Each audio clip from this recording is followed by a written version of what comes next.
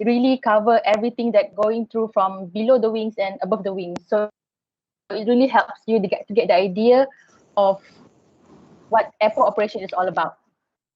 So like the one in the one of the chapter that I remember most, one of the chapter it was SLA, service level agreement. So from there we know that what a ground service provider should provide, and you have these boundaries between airlines and this ground operation services that you are providing. So sometimes the airlines blame you for something that you are not doing, but actually it wasn't even in the SLA. So you can counter back, so you get the idea of the SLA, what really is in SLA, what's supposed to be in SLA.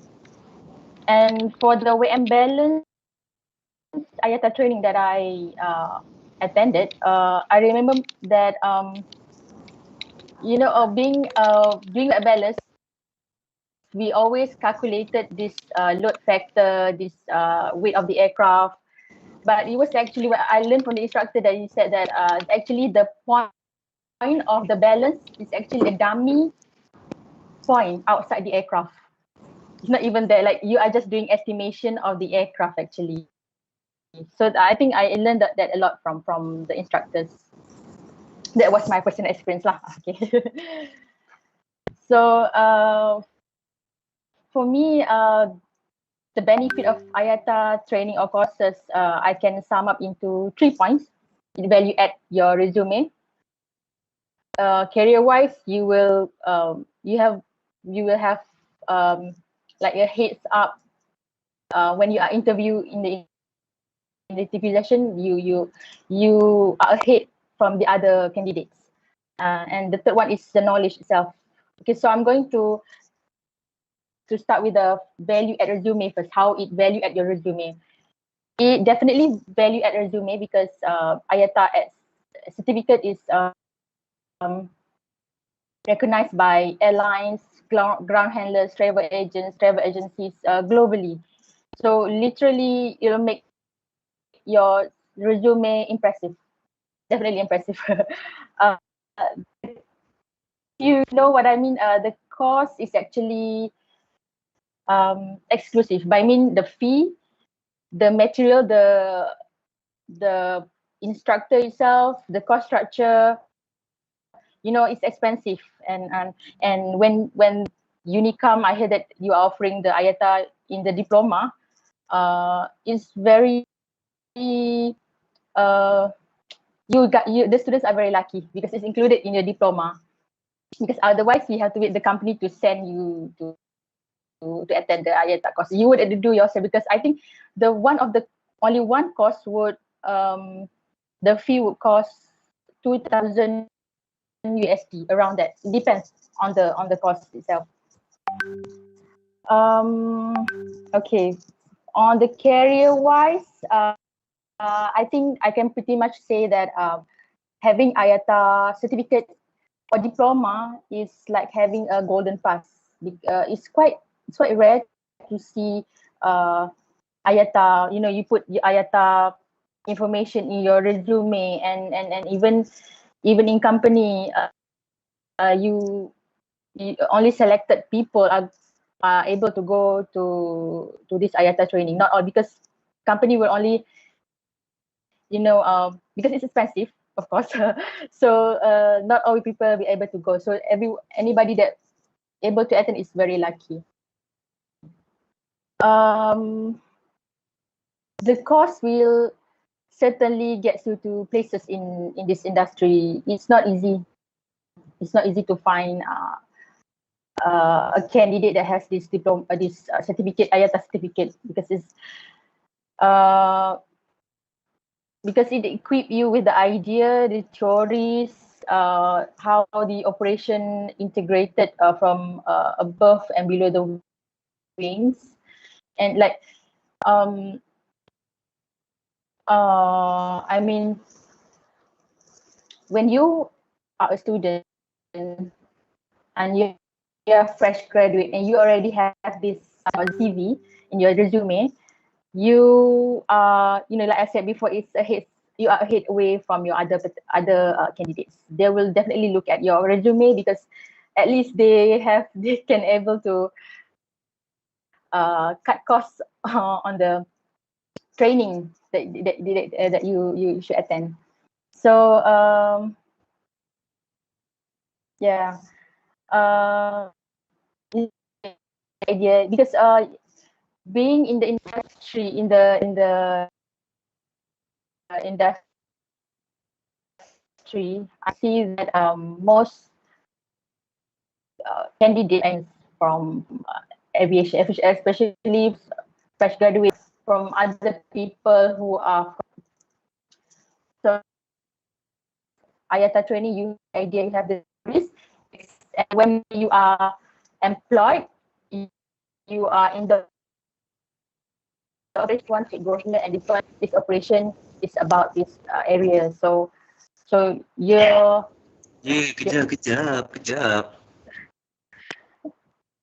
Kejap, Bi, kejap. Students, please mute your mic, okay? Please mute your mic. Sorry for that. okay. Oh, okay. So, okay. On the salary wise, definitely you can always nego more because you have this special certificate and it's very exclusive, right? And on the knowledge point, most aviation companies are constantly searching with for IATA certified student. Why? Because of the course offer is very in-depth in knowledge, the exposure, the insight into the aviation and travel industry, and the course teaches you the integration, like I said before, integration of above and below the wings, and as well as the management skills in all ground operation. You have gained tremendous management skill in terms of operational and the management as well. About the different ground ops for airlines and other ground service provider.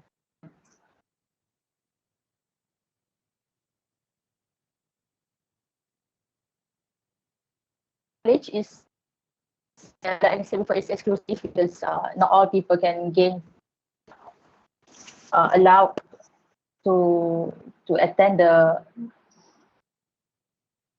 uh, training. Yeah, especially when you are at work. The slot is very, you are on the can go to this training session under company. But unless you are under diploma and you are already in the, the diploma has included the IATA training in there, and then you are very lucky, I can say. Throughout my experience in attending the IATA training, my first experience, I wasn't quite sure what to expect, as that was my first time taking IATA. But I was pleased at the end of the course. I learned a lot. I gained knowledge. I was exposed to different environment, culture adapted by aviation industry, from other part of the world. Because the instructor were from different. I had my weight and balance instructor from Italy, and my ground handling management instructor was from Austria. And the course were exemplary.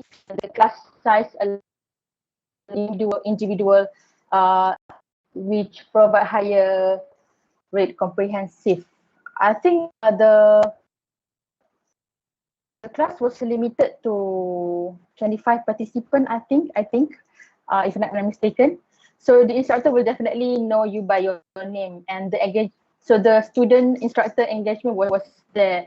So when you don't understand something, the instructor came to you, asked you what, and explained to you on parts that you don't understand. So it's really engaging classroom. And the course structure was well organized, clear, and both instructor did a great job covering the course structure.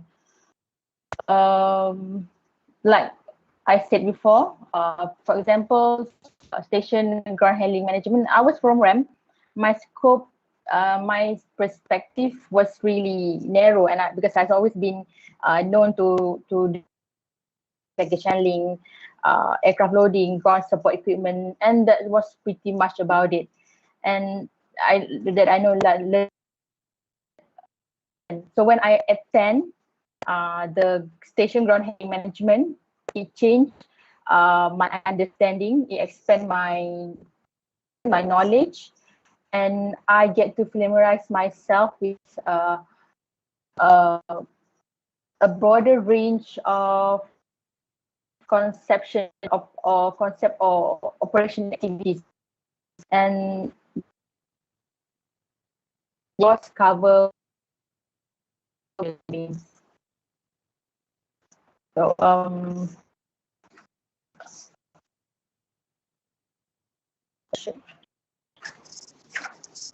Miss Azra, just want to interrupt. Just now you mentioned that when we apply for the job, right? So my question is, are you using the IATA certification courses when you apply for the job? Mm, I I no, but I did. For the current job, no. But to apply like Dinata in Emirates, they really actually call me to interview because of the IATA certification. It really helps. But for I see. I did try my I like to go try to try like some job opportunities outside, let's see what's out there for me by putting the uh IATA training and certificate in the resume, and I think it's really helped. I think I got two calls, one from Binata, and the other one is from Qatar Services. Yes. I see. Impressive to know that. Okay, so they were calling you because you own these IATA courses, right? But it didn't go. I'm here. I am Malaysia. Tak nak tumpah darahku. But students, you stay boleh pergi lah. I think it's just you can try kan. Sorry for interruption. Yes. But it's okay. It's fine. Okay. I hope I didn't miss anything. I think that's pretty much it from me. If there's anything more. Okay. Actually, we provided a few questions from the students. Okay. So today, the person that will be accompanying me to release the question and answer for you, which is Shane, coming from Diploma in Aviation Management. Okay. So I believe he already compiled all of the questions for you, Miss Azra. Okay. So Shane, over to you for the. Hi, Miss Azra. Hi, Shane. Gathered a few questions from the students overall, also the Diploma in Aviation Management. So actually, most of them is not really related to the IATA course, but I am with one personal question from myself. See, I have an experience with RAM and back handling. And then I started studying. So with this experience that I have, will it be a bigger chance if I were to take this IATA course, or if I were not to take that course? what is a or bigger cost?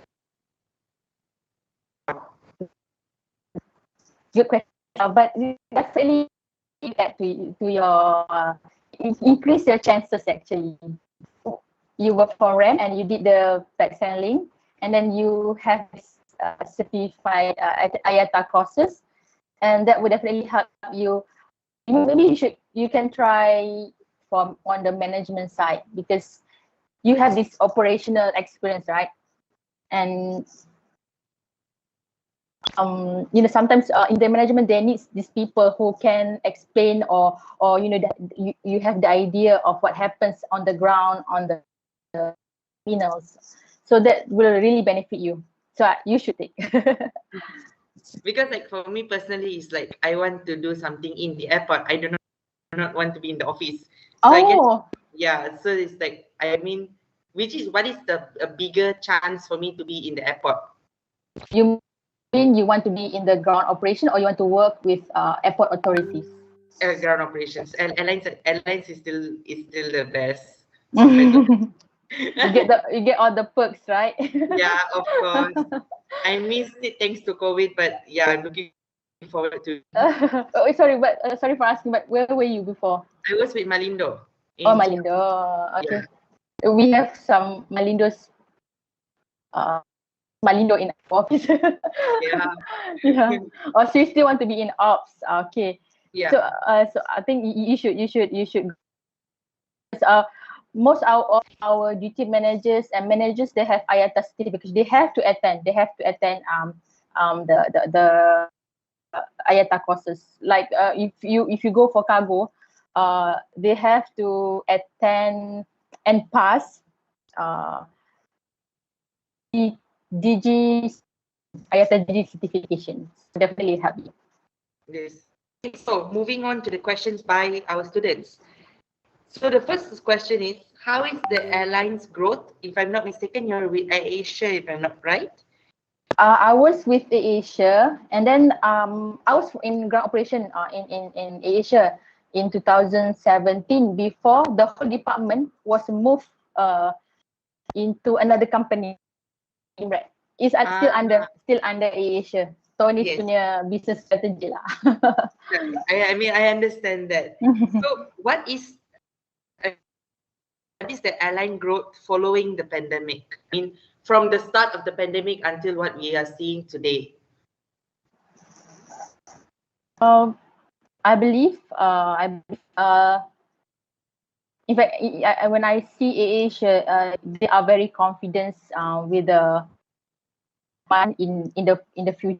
But in the next year, I think I saw Tony went to lose to get the deal on the lease of the aircrafts again. Growth of it is it will be it will be restricted because of the safety. You have to all the safety requirement that you have to adapt. You have to you have to follow regulations. It is for the past few months of 1 year at least. It will be very has a bit has, but the percentage, all the people even in Malaysia, they we've been stuck in Malaysia for quite some time, for 2 years almost. So definitely it will increase. The demand will increase. It will grow. It will grow definitely. But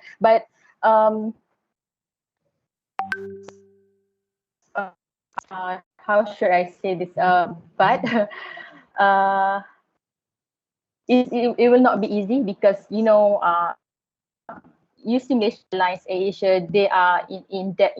In Asia X, you see they are in like bigger debt, and I think they are almost you see in the news, AirAsia X is doing this transformation, asking for courts assistance on their penalty and debt.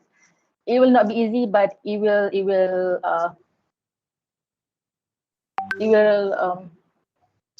rise back in time. I take it. I guess we can even see that through what's going on with Yes, with the travel bubble and everything. Exactly. Alright. Another thing is now with IATA costs, I mean that we would take, what is the job opportunities that we can get in aviation management? It depends. Sorry to interrupt. Okay, just now you was asking what kinds of program structure will be for the students. So it's actually they are going for IATA competition law. Oh, okay. So have you ever taken this module, No. IATA competition law? No, not yet. I haven't got the chance yet. But I believe as for now, you already have 3 IATA certification courses, right? If I'm not mistaken. 2. I have station ground handling because I was from RAM before. I see. Okay. So it's good for your career development, is it? Yes. So, It gives me. So Miss Azra, with your weight and balance certificate, are you able to become a load master? I was a load master before, so that's why they to attend the IATA weight and balance. Okay, understood. So I have I used to have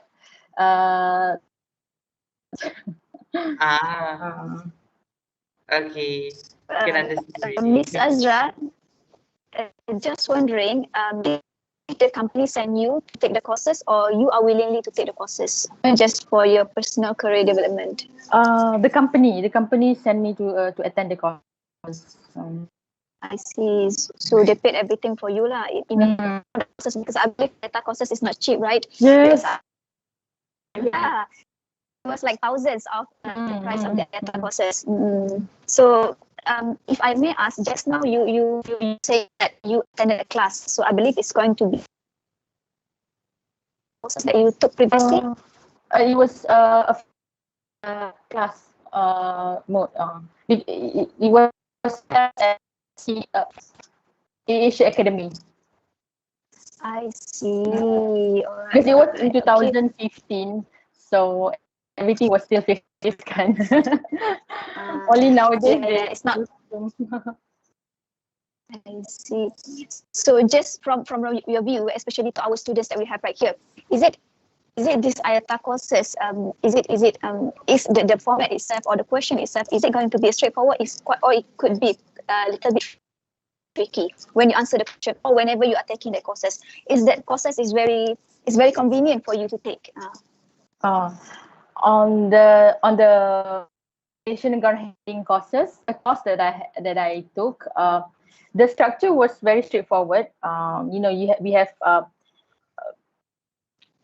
the chapters. It's very you can understand what are the chapters very clear, and the instructor also is very helpful. But when the exam part, that one was a bit tricky because the questions is a bit the answer is very similar, so you don't know which one is this one. So it's a bit tricky right there. Dia macam putar belik. Jawapan dia dekat-dekat. Okay, so this is just a curious question. So like when I did my DGR exam, we did discussions because we were all in the same room, right? So were you all allowed to do those kind of discussions? Training, you mean? Yeah, during the training courses. Yes, because we were in the classroom, so we had sharing session. It was really more, it would be more like a discussion rather than an exam, I guess. Oh, no. Sorry, I thought during session before. Sorry. During exam, I don't know, maybe the instructor was really strict. So we have to make space like 1 meter between tables. Oh god. But yeah, betul. But DGR is very, you have an open book question, right? So DG should be fine. because even our instructor wasn't from OD, it was from MH. Oh. It was from MAB Cargo. So they did the for certification, because Malindo kan is not a dangerous good carrier, but just need it to know for the sake of knowing it. So apart from that, okay, this is also another question. Okay, possibility of herd immunity, 80%. Will the aviation industry recover, and is it possible for more job choices that will be able to be offered by airlines? Definitely, because they have retrenched so many staff before. So once the airlines has increasing their flight, we definitely needs more staff. Yes, so there will be opportunities, but most probably by next year, I think, most probably, because they retrenches like thousands of staff for Malindo. I think Yes. for even for Asia, Malaysia Airlines, right? So when the travel demand and the increasing of the flight, they will need staff to attend these operations. Okay, madam, do you have anything else to add? Have you finished all of the questions asked by the students? I've gone with 4 so far. We've got another few minutes, but most of them are answers that Ms. Azra has already given us. I see. All right. Okay. Now, students, if you have any questions, do let us know, or you guys might ask directly. Okay, you guys might be asking the questions right now, because I'm pretty sure that Miss Azra will be pleased to answer your questions, right? Definitely.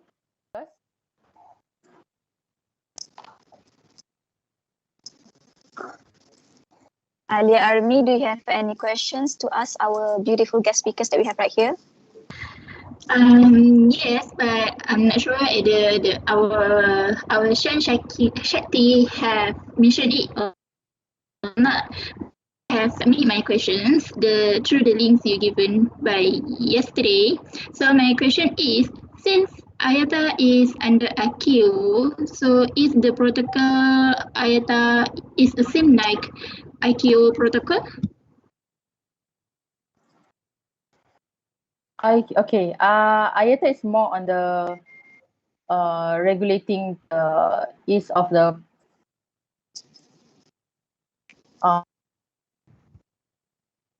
airlines ground handling, right? IQ is more. I think it's I mean, like the protocol of the airline or the ICAO. I'm not sure. Sorry, but, on this part, but it's different. Both are different regulating bodies. IATA is more on the airlines, and ICAO is more on the aviations, covering more on the throughout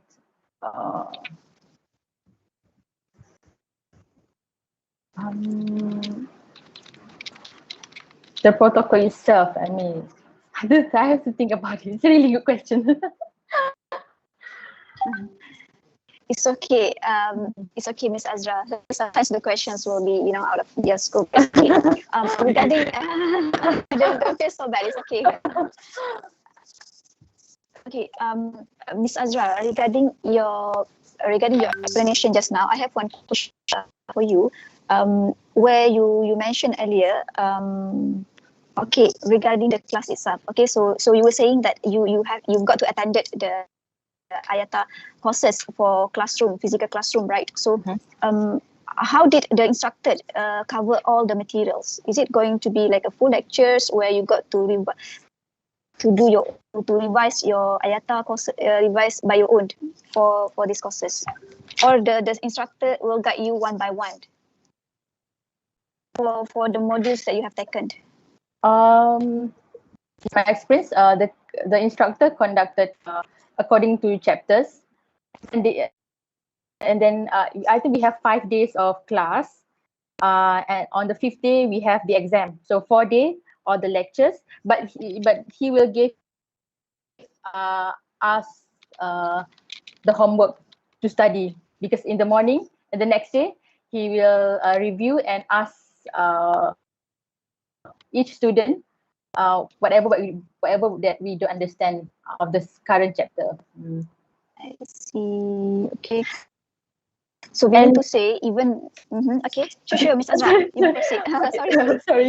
Sorry. I just remembered one more. The one on weight and balance. We even had like calculation activities. So it was really fun because it's different calculations in terms of the weight and balance. We explain one by one on the aircraft load, aircraft weight. So each of the in the form, in the weight and balance form, the load sheet form, he explained one by one. Because before this, I didn't know what this meant, this number, this figure meant for what. I just really I do it just do it by the purpose of doing it only. So when I attend the class, the weight and balance class, so I know, okay, this number, this figure, this like zero fuel weight. Oh, this one is for this one. Okay, so we know that it's connected to each other. I see. Okay, Miss Azra, just wondering, when you took this IATA courses, meaning to say at the same time you are working, right? You are working while taking the courses. So do you think is it flexible for for the students to take the module as well, because because you experience, right? You have the experience, so you can apply your experience into the courses. But do you think, let's say, the students that don't have the experience can answer that questions from IATA?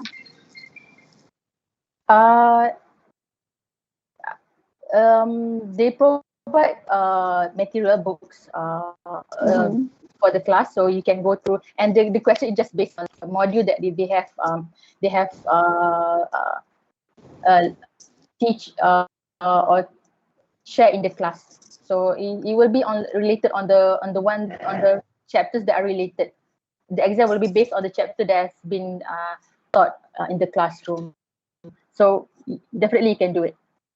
I see. Okay, students, you may heard that our guest was saying that you definitely can do it, even though you guys might not have your experience yet to to cover all the covered in that material, I guess, right, Ms. Azra? Yes. Okay. Even when you apply into work, like to any aviation company, and then you are based to ground operations, let's say pack selling. So you have already have the idea.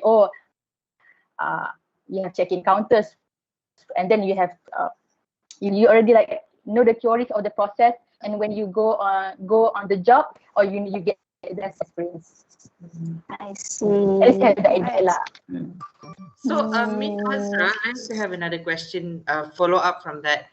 So, when you did your training, for when you did when they were teaching you about this IATA certificate and all that, were you all given a chance to see what is it like hands-on in the terminal itself, or it was just theory? It was just theory for me. On the term of terminal, just the theories, but they showed the instructor shared and showed some videos from other countries for other airports, so you get the idea. Like the Sweden are doing this, so you really like broaden your perspective on that, because different countries different practice. Like the RAM operation in Europe, they have the icing the airplanes during winter. So now we don't have it here, right? So it's now we know how they do it. So it's like it gives us a bigger chance to learn about how different airports work. And different departments work in different airports, I guess. Understood. Okay, we have a question here from Elgin. Elgin, would you like to ask something? Yes. Hi, Miss Azra. Hi. I just want to ask us some basic questions for those students who doesn't know how to do, or especially doesn't have any idea to find a job vacancy in airline aviation industry. I mean. So what do we need to do? Like, how can we find this job vacancy? Is it by searching it in the Google, or need to search for the job vacancy posted by the airline itself? Basic question. Okay. On the job opportunities, mostly I think I saw even in Grand Team Red, they are posting through the LinkedIn. So it is very advisable for you to have a LinkedIn profile because most employer will reach out and post any vacancy there. It's better to have to look there. Even the job street, but just in the job street, you have there are advertisement on that, but I think you are competing with a lot of other people. Because in LinkedIn you can just you can apply, and then you can message or email. It's better. Most employer are prefer that way through LinkedIn. Okay, so the best way to find the job vacancy is by especially the LinkedIn. Yes. Mm-hmm. All right, thank you.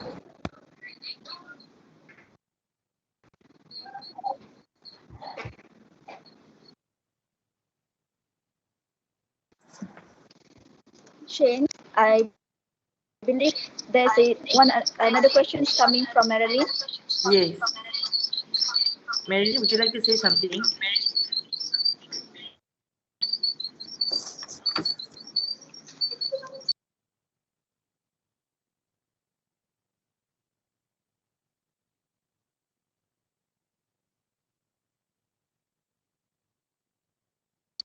Marilyn, do you have any questions?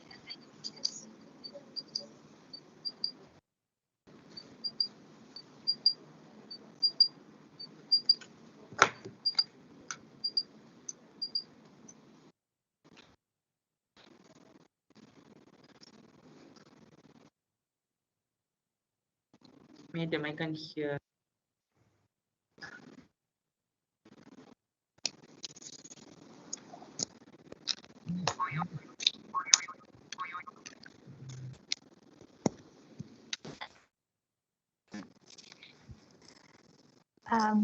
Shane, did Marilyn already ask questions? Because I can see that she was raising my.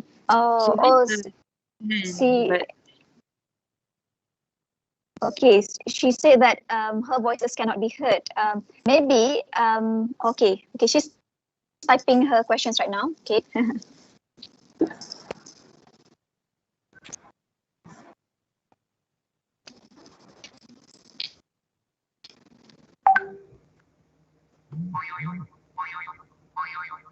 Okay.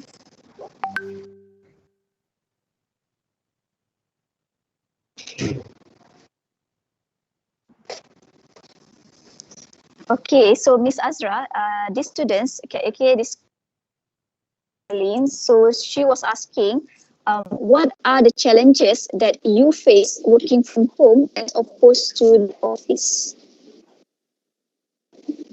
Okay. And how did IATA courses help you specifically in your work? Okay, on the first question, home. Before the Langkawi flight start, it was like you are a bit relaxed because there's not many stuff. So that makes it like it's not very hectic to catch up with the ops operational. I mean the purchasing procurement on the purchasing stuff. It's a bit to you have to cope up with this uh, flight increase and demand of the some of the operational items are already need to be ordered. So everything needs to be catch up. Like the boarding pass I have to buy. I have to reach out our vendors to order on that. So it is quite difficult this past few weeks because this week this week and last week because of the flight increasement. The past during the past years it's a bit lenient.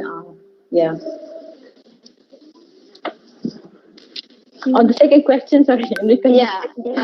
On the second questions, she was asking that how did IATA courses specifically add value for your work?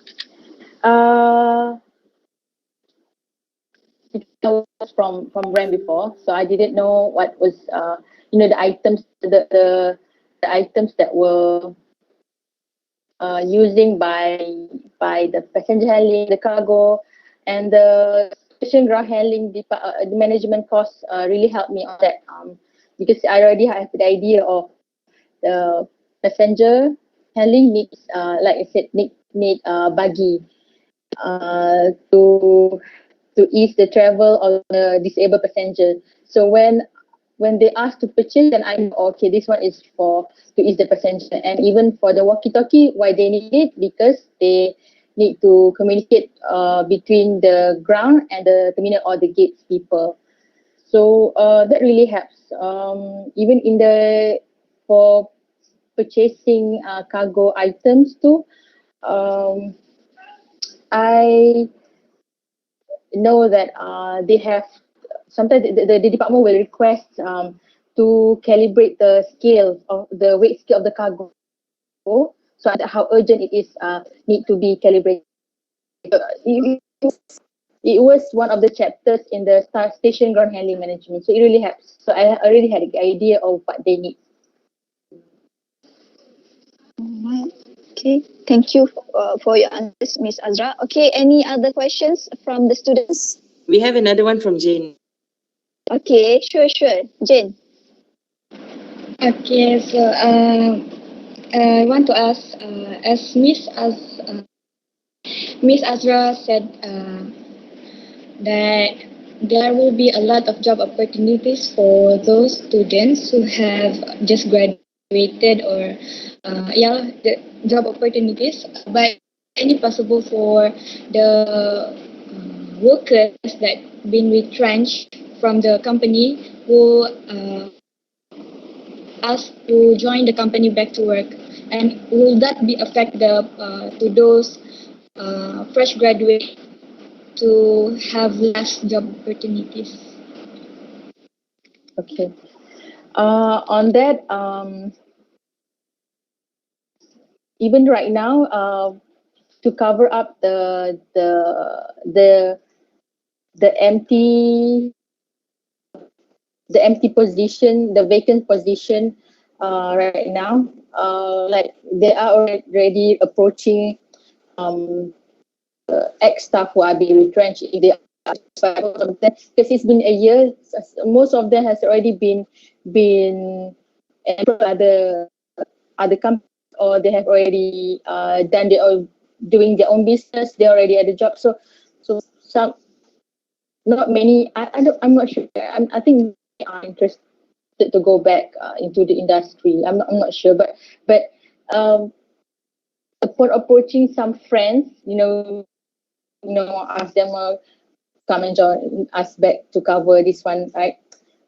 They said most of them are a bit reluctant to join back because they already commit to other job, commit to other business. So I think I think you will have bigger chances. Okay, thank you. But I have second question also. So, I just want to ask, for the job vacancy, is it better for the student to have diploma certificates only, but with 2 years experiences while working with the other aviation industry, or in other meaning in management doesn't mean in aviation industry.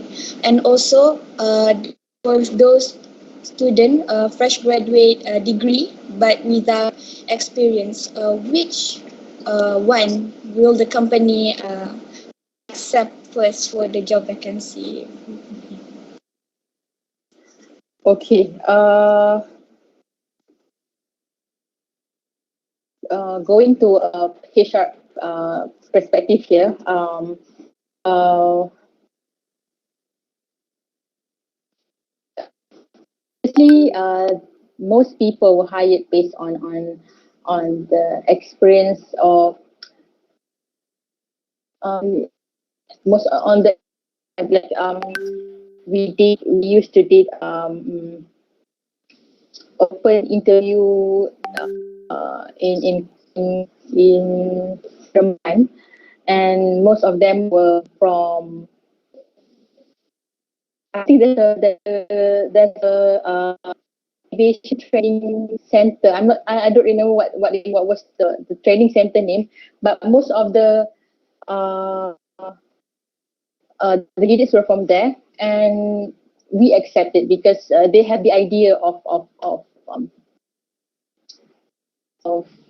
this operation, this airline. So I think, in my opinion, it's better for you. It's better for you to have diploma and the experience. I'm not sure. Yes, for me. All right, thank you, Miss. But you can always try. You can always try. You can always try.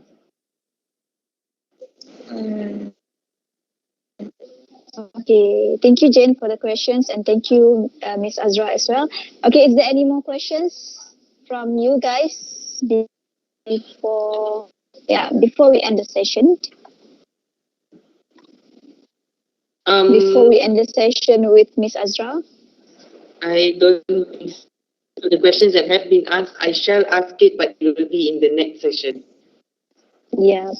Okay. Guys, by the way, this is not the end yet. Another session, okay, coming in at 4. Okay.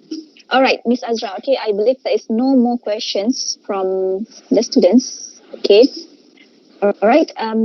Miss Azra, thank you so much for a very interesting talk. So it was very, it was very precise and it was very relevant presentation towards the students. So even me can relate to each and every words that you have mentioned earlier, especially regarding the benefits, enrolling into the IATA courses, the career developments.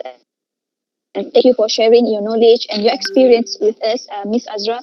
Again, it's our pleasure to have you here, okay, with us today. And ladies and gentlemen, to the students, thank you so much for your active participation. I hope you enjoy the session. Do not forget that we have another one coming in at 4. So right now, you guys can go for a break. Okay. Okay, so I need you guys to say thank you to Miss Azra. Okay, thank you, Miss Azra, for sparing Thank your you for time. having me. Thank you. Thank you so much. Yeah. Right, thank you so much. It was very pleasure, Miss Azra. Thank you for spending your time with us today. Okay, sharing everything. Okay. Okay, I hope it's very uh it's enough. It's sufficient enough. Yeah, it's sufficient enough. Okay, because the purpose of doing this is just to get the benefits enrolling into the IATA courses. Okay, because right now, even in Unicamp, we do have this IATA courses program. Okay, we do have that program, but all we want to know is asking from the opinions from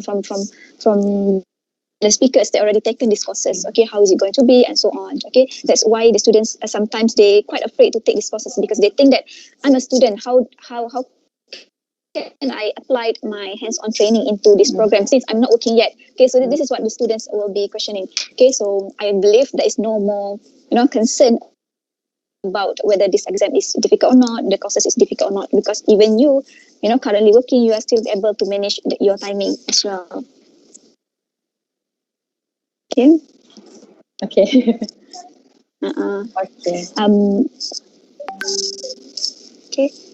So I'll get back to you later on, Miss Azra, okay, regarding the certification and appreciation. But on behalf of Diploma in Aviation Management and also Diploma in Finance Management and one more training program, we would like to say thank you for coming to our today's event, okay, and also for being a guest speaker. You're very patient answering the questions from the students. Okay. Thank you so much. Okay. All right. Okay. You're welcome.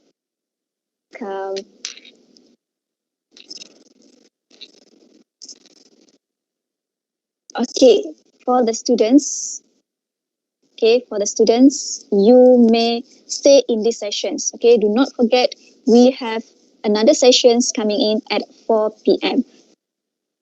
So as for now, you guys can go for a break, right? You guys can go for a break, but make sure you guys come back later at 4 p.m. Okay, we are gonna have 3 representatives from IATA. Okay, 2 representatives from IATA Malaysia, and another one is coming from IATA based in Singapore. Okay, and so I hope that you guys will be ready with your questions. Okay, remember your attendance is compulsory for the session. All right, guys. So you may have a break for now. Okay, thank you, everyone. Where should we put our attendance? Which you haven't put it. I already created a post actually, Shane. I put as in attendance. Yeah, maybe you should have checked the channel because I think everyone else did drop the attendance. I just followed over there also. Yeah. You just followed. The list of the attendance. Okay. Okay. Guys. Okay, no problem. Make sure you guys come back at 4. Okay, with another session, 3 more IATA representative. All right. Okay. Thank you so much, guys. All right, madam. Madam, I stand by at what time? Yes. Maybe we can stand by at 3:45. Okay, madam. I'll see you at 3:45. There will be punctual. Okay. Okay. Right. Okay.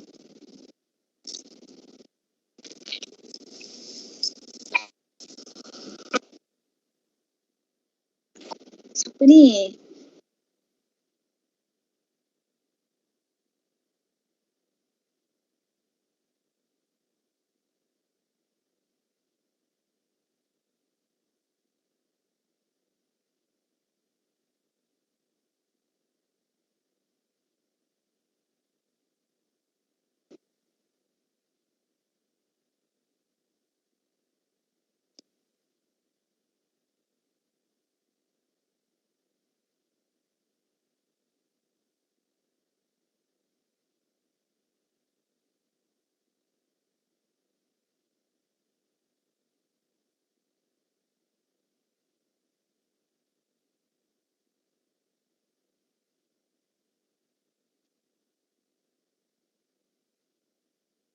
Boleh dengar kau.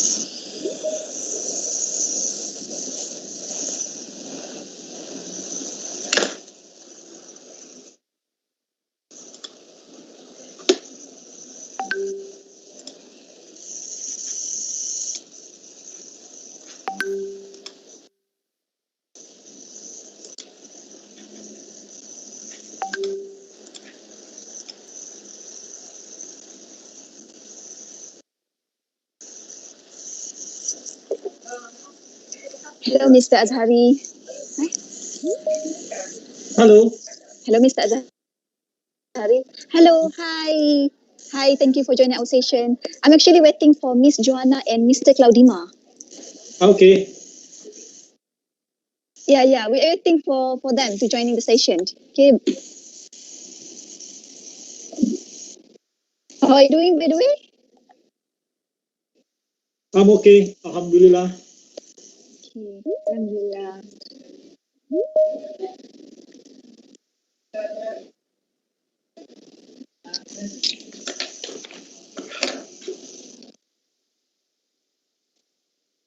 Okay, so yeah, we're actually waiting for Miss Johanna and Mr. Claudima to joining. Yeah, okay, I can see that Mr. Claudima is joining now. I'm also And yeah, here. we're waiting for Miss Johanna. I'm already here, Umi. Umi, right? Hi, Farah. Yes. Hannah here. Oh, yeah. Miss Johanna is here. Is Farah already admitted into this meeting, Johanna? Let me check. I don't think so. Let me try to get in touch with her. Hang on, yeah. Yeah. Oh, she just sent me a message that she cannot join in. Hello, Mr. Claudima. Hello, good afternoon. Hello. Good afternoon. How are you doing? I'm very well, thank you. How about you? Okay, yeah, I'm doing good here. Thank you so much. Hello, Mr. Claudimar. Hello, Pak Azhar.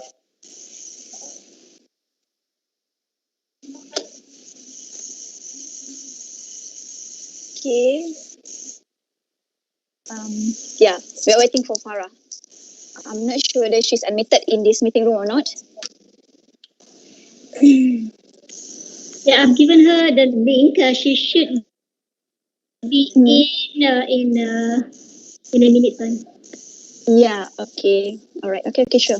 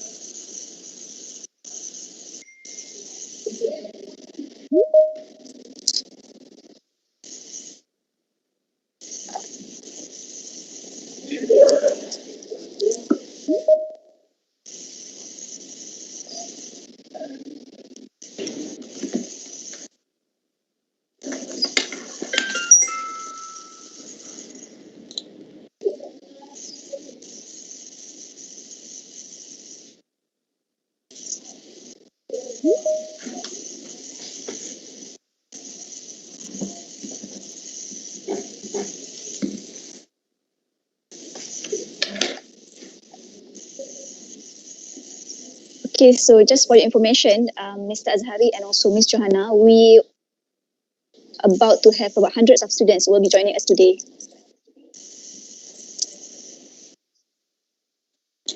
Oh, that's great. Thank you so much. That's a very huge to welcome 100 students today. Yeah, that's good news then. We have 100 people. Yeah, we actually would like to encourage the students to take the IATA courses.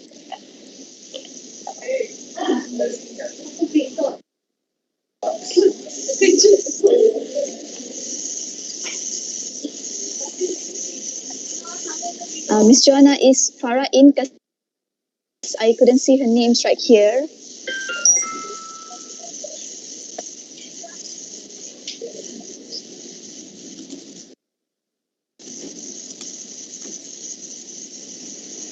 Just wait a bit more. I have sent her message to WhatsApp and both Teams chat. She should be logging in anytime soon. Yeah, okay, sure. So we shall wait for a while. Later, when she's in, I would appreciate if you can provide control to her so that she can share some slides. Yeah, sure. she just can directly share the slides. Oh, boleh boleh share. Okay. Boleh. I've tried earlier tadi. I troubleshoot. Try. Okay, there we go. Okay, I think Farah, already admitted Farah in. So yeah, I think we can start the session. So, but before I start the session, I would like to play the montage and then I'll pass over to our MCs that we have right here. Right.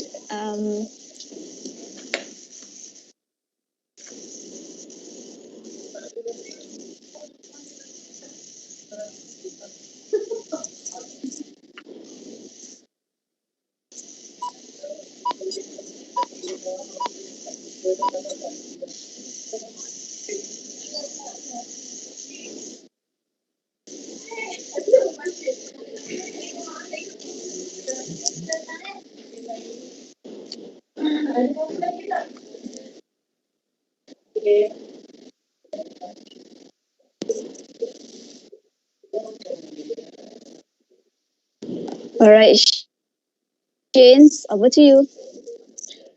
Announcing the arrival of our respected guests of honor, diligent lecturers, and not forgetting my fellow partners in education, a very good evening to all present. Speaking before you as your host today is Shane Shakti Rosario with the metric card number DAM 2007-663, taking the Diploma in Aviation Management. Welcome one and all to the IATA Certification Career Development Session and learning the key benefits when enrolling into IATA courses. Before we begin our session, let me provide a quick run through the session today. So we will be beginning with speeches by our guest of honors, Mr. Azhar Azahari, followed by Ms. Johanna and Mr. Claudimar. After that, we will be having our Q&A session and our session will come to an end. So without further ado, I would like to invite Mr. Azhar Azahari, the Area Manager for Malaysia for IATA, to provide a welcoming remark. Hi, good afternoon. Can you hear me? Very well. Yes, we can hear you. Boleh dengar? Crystal clear. Okay, Yes, thank you very crystal much. clear, sir. So, my name is Azhar Azari. Welcome again. I'm the Regional Business Development and Area Manager of IATA Asia Pacific based in Singapore. In this meeting, we have various representatives from IATA. We have my colleagues, Ms. Johanna and Ms. Farah from IATA Malaysia. We also have Mr. Claudimar from IATA Singapore as well. So Mr. Claudimar is our subject matter expert for training. So it's a good opportunity for us to have him in this meeting. So please feel free to ask him if you have any questions, because it's going to be difficult to get him in this call. So he's the subject matter expert for the training. And there will be some presentation about IATA and IATA training as well from my colleagues. And as you know that Unicam is our IATA training partner since last year. And we have about 25 courses which comprise all subjects in the aviation.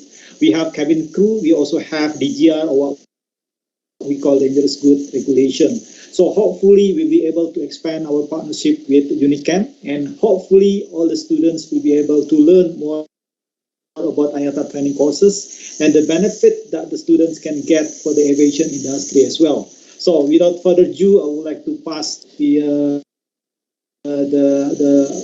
time to Johanna to give a presentation about IATA and IATA training. That will be followed by Mr. Claudimar as well. Thank you. Thank you, Mr. Azhar, for a very great few words. So without further ado, I would like to call upon Ms. Johanna to begin this session. Thank you, Shane. Thank you, MC. Thank you so much, Azhar. I'm based here in Kuala Lumpur, Malaysia, together with Farah. I think Farah has just on her video. That's Farah. Say hi, Farah. Hi, everyone. Thank you so much. Hi, Farah. Hi. Thank you so much for this opportunity given by Unicam to share some insights on the industry, plus some wise words from Claudima and also Pak Azhar. It has been quite some time since we did this with Unicam. I think there's one session last year, and this is the second session, and we're happy to meet the students again this year. Although we are still we have to do this virtually because of the we are still under phase 2 during the pandemic. Hopefully, we will move into endemic session very soon. And we just heard that the PM has announced that interstate travel can also happen when we reach 90% vaccination. So we are very much looking forward to have interstate travel to be open. That means domestic travel can resume. That means I will share some industry updates to show you in terms of some figures that we have for the industry for Asia Pacific, ASEAN, and these figures will give you some insights on what's happening in the screen for the first slide. Hold on a moment. Appreciate.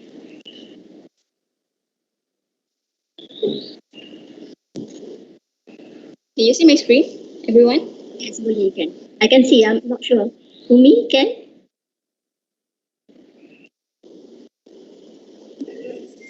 Boleh ya?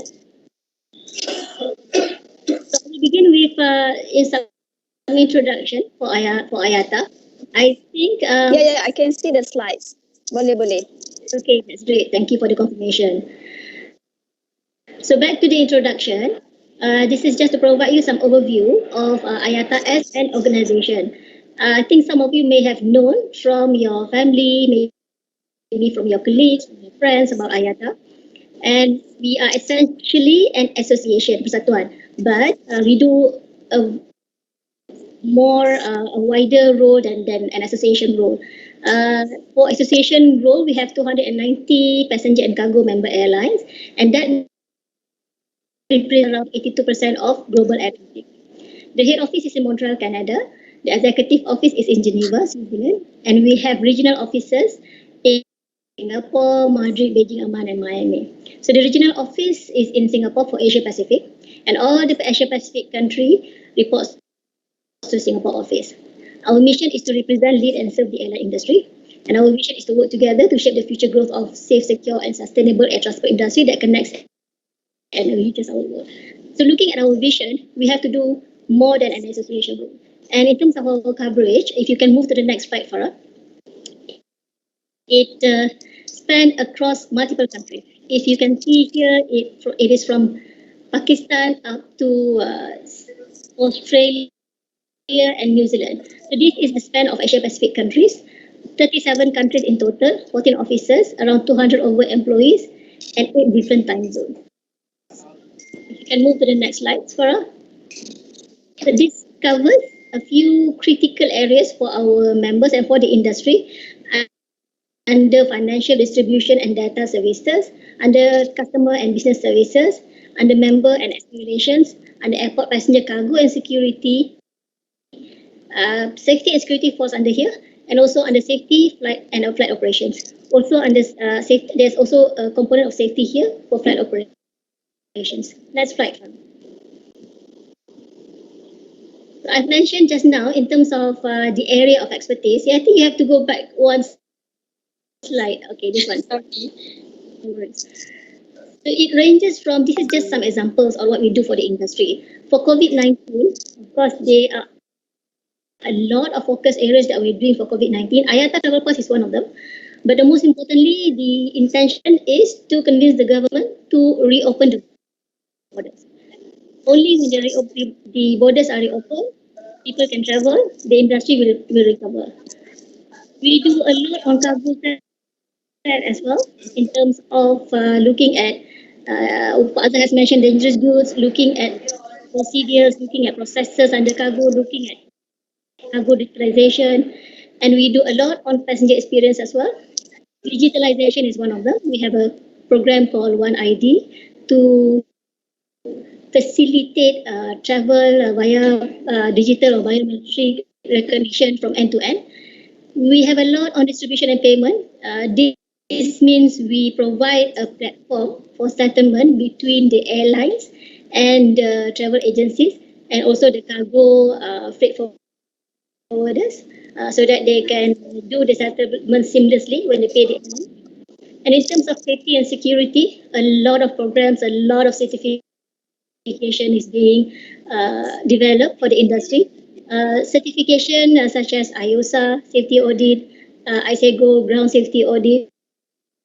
These are all the initiatives that we do to bring safety and security to the highest standards. Next slide. So a bit of IATA training. Unique has been around since 2020, early 2020, and we're very happy to have this partnership with Unicam. In total, we have around 270 plus authorized training centers, and around the training centers offer 40 over type of diplomas. There are a lot of classroom courses offered worldwide in 90 countries and 260 cities, about 350 and around more than 100,000 industry professionals are trained every year by IATA training, certified using by IATA certificate or IATA diploma. And if you look at the right side, this is IATA areas of expertise. And it doesn't look at only airline or airport operation. It covers the whole supply chain of the industry, up to the air navigation services, civil aviation authorities, travel and tourism, and also environment. This is for sustainability of the industry. And next slide, please. Farah, can move to the next slide. So a bit of the figures that I mentioned just now. Figures do not lie. This may be very much discouraging at this point in time, but a few slides after this will have more encouraging figures that we can share with you. So in 2019, we carried 12.4 million passengers, but in 2020, it's less than half of that. And in terms of flights, it's 106,600, and in 2020, it's less than 5K. However, the value of goods carried in 2019 is 17.8 billions, and this doesn't differentiate much. We are still very much covered on the cargo side, on the air freight side, because cargo is not so much affected by COVID-19. Next slide, please. So I think most of you are very much familiar with Google searches on what are the searches that is happening. So if you look at the searches now, COVID-19 searches is no longer most common search. People are searching more on COVID-19 variants, and at the same time, they are looking for flights. So if you look at the comparison between COVID-19 variants, the red line, and also Skyscanner, the flight searches are also increasing when the COVID-19 variants are lower. So people are just waiting to travel again when the borders are reopened. Next slide. So 100% growth in 2021 is contributed by domestic market. In Malaysia, you have you heard that Langkawi travel bubble has been opened. This is very much a very significant effort by the government. We totally applaud this effort. And the next, hopefully more and more tourism islands or tourism spots will be open for vaccinated, and also at the end of the day, we want the domestic travel to tourism. Eventually, the government should look at opening up international travel, but with data and also risk associated assessment. So as long as the risk is mitigated, the domestic and international orders for travel can. Next slide, please. So we look at air travel demand in terms of the next 20 years. This is on the long term. So in the next 20 years, we hope to see that the air travel will rise above 7 billion.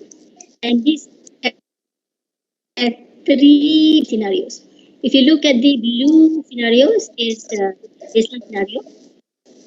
look at if there is a consumer boom, if the economy is good, then we can look at higher demand, which is the red line. And if it's lower, if there is a vaccine ineffectiveness scenario, which is quite unlikely because the vaccine are very effective at the moment, we can look at a lower case, a lower travel demand. But more or less, by 2040, air travel will rise above 7 million. Next slide, please. And where all this growth coming from? If you look at this, the answer is Asia Pacific. Asia Pacific will contribute around 2.470 million and 4.5% of the whole total growth. The next slide will show you. Next slide, please.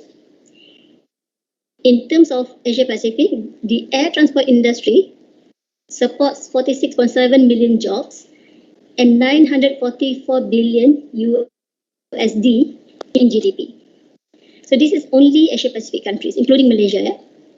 So if you look at a more in terms of contribution, what are these contributions consist of? For jobs, we have aviation directly related job, we have indirect job, induced job, and tourism catalytic jobs. So all in, we have this pecahan or this segmented pecahan, where the total would be 46.7 million. And in terms of if you look at the right hand side, the airline serves around 42% in terms of direct job generated by air transport. The airport serves around 6%, and 2% comes from air traffic management, 4% from aerospace, and 45%, a bulk of it also, comes from other on-airport jobs. This would be the jobs that is provided by the suppliers, the vendors, all those components or all those companies that supports the airlines and the airports and the air traffic management. Next slide, please. So we drill down more to ASEAN countries. So untuk ASEAN countries, aviation supports 19.8 million jobs. In terms of GDP, 256 USD billion. And this is 88.5% of GDP of ASEAN. Next slide, please. So we drill down further to Malaysia. Tadi ASEAN and now Malaysia. So for Malaysia, the aviation industry supports 451,000 jobs. It is, in terms of spending, 20 billion spending by the visitors. In terms of GDP, it's 48 billion ringgit GDP.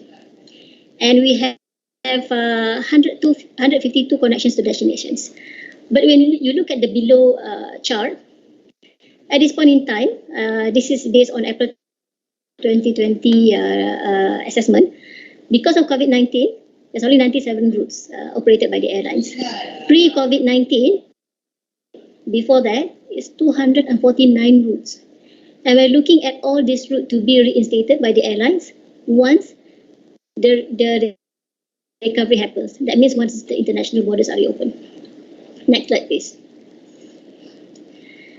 And this will show you the countries, the markets that is important to Malaysia. Obviously, ASEAN is quite important for Malaysia. Indonesia, China, Singapore, Thailand, and India. And then comes the rest of the world.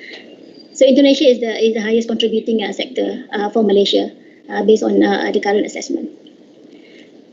And these top 5 markets account for 57% of total business and leisure for passenger flows into Malaysia. Next slide, please. So we, in terms of looking at the passengers or the travelling public, we did a survey recently to the travelling public. And a lot of them are very frustrated with the continued travel restrictions. A lot of the travelling public says that they have accepted the fact that COVID-19 will not disappear and we need to manage the risk. 84% says this. And 63% is very frustrated by the travel restrictions imposed by the governments or by the authorities for COVID-19. 59% says that we know enough about the risk and we will be able to travel without restrictions. The next slide, please. about 2/3 of the traveling public support border reopening. They were saying that 22% saying that my country should open the borders with all other countries. And 42% says that, okay, with few exceptions, where cases are very high, this country should be excluded. My country should open borders with most other countries. 23% says that my country should close borders with most other countries. And 30% says my country should close borders with all countries for now. So very little say that we should continue to close borders. A lot of them, 42% says we should open up. And a lot agrees that vaccination is a key to reopening travel. I hope all of you have been vaccinated or looking at being vaccinated. Because having 81% of traveling public says having been vaccinated will make me more likely to travel by air. And 78% says testing before I travel is acceptable, is an alternative for people who are not vaccinated. So there is an alternative if you're not vaccinated. And people who have been vaccinated should be able to travel by air. 75% says this. Next slide, please. And interestingly, because we live in a digital world now, majority of the traveling public says that we will use an app for travel or have credentials. 50% says we are very likely to use app for travel. Which brings me to the next slide on IATA Travel Pass.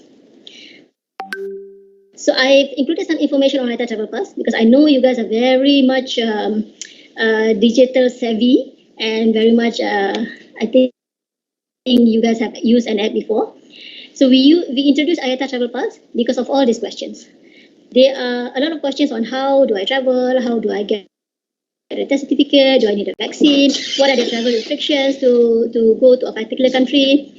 And these are all questions that need to be answered. Next slide, please. So to reopen the borders safely, the government, including the government of Malaysia, must be confident that the risk of COVID-19 is mitigated. And to manage this issue, the only solution is we have a COVID-19 testing and proof of vaccination, which can replace quarantine and also restart the industry. So the idea is eventually to not have quarantine anymore because most people have been vaccinated. And to enter a particular country, people would need to be tested. In terms of First, there's 4 modules. There's registry of health requirements. There's registry of testing and vaccination centers. There's also a lab app and also IATA Travel Pass app. So don't worry so much about the modules. The only thing you need to know is how to install IATA Travel Pass. Let's say when we need to travel later on. Next slide, please. So this is an overview of the framework. We have the IATA Travel Pass app in iOS and Android now. However, when you install the IATA Travel Pass app, you need a code to be able to use it. So this code will be given to you by the airlines. So once the airlines on trial or have implemented IATA Travel Pass, the passengers who's traveling on those airlines will receive an invitation code. If you have, you can see this app already in iOS and Android, and there's a lot of workaround development being done at the moment. It has a lab app solution where we enroll a lot of clinics around the world, not only in Malaysia, to be able to do tests to the passengers.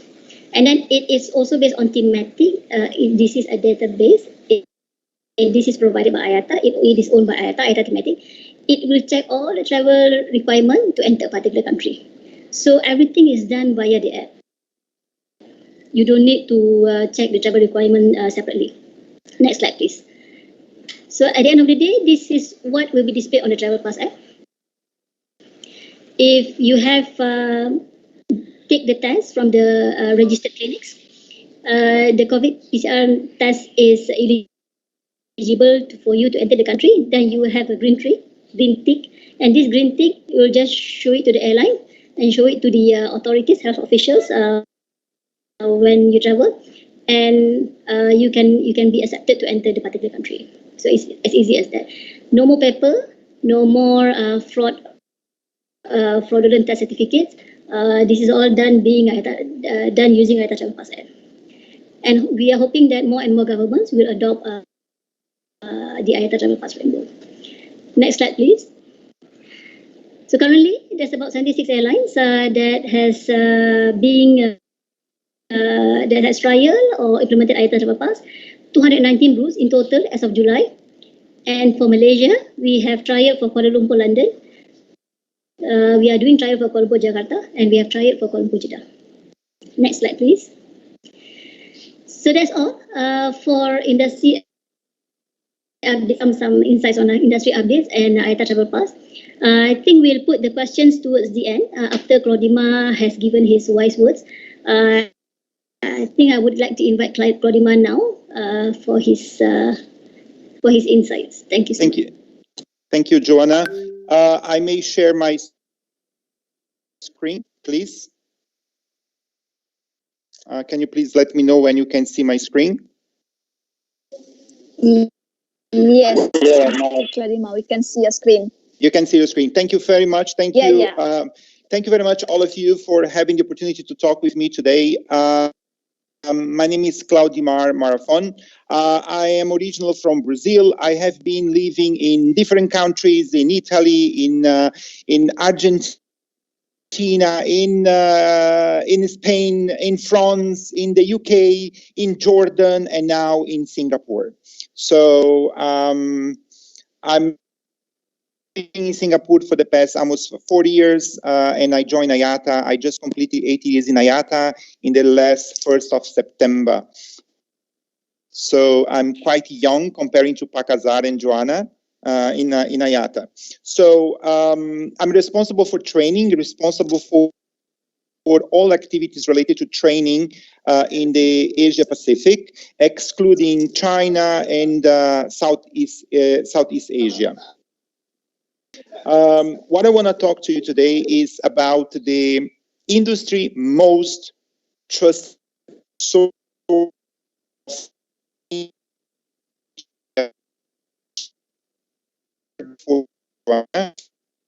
IATA represents the airline industry. Airlines. Those airlines, we know that the airlines at this point in time are suffering for some in regards to some sort of able to travel or moving aircraft from A to B. But as Joanna said, several points inside of the airline industry proves that we're going to move forward very quickly. The airline industry is very resilient, and we know that this is just a phase that it will pass. We have the recovery. We have recovery details in regards to the aviation industry, and we know that the global recovery it will start by early 2023 on some parts of the world.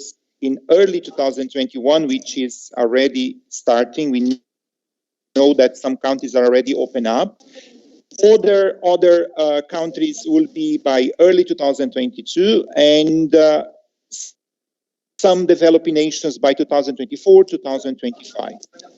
We need to take in consideration that several countries in 2021 are already open for tourism and also for business travel, right?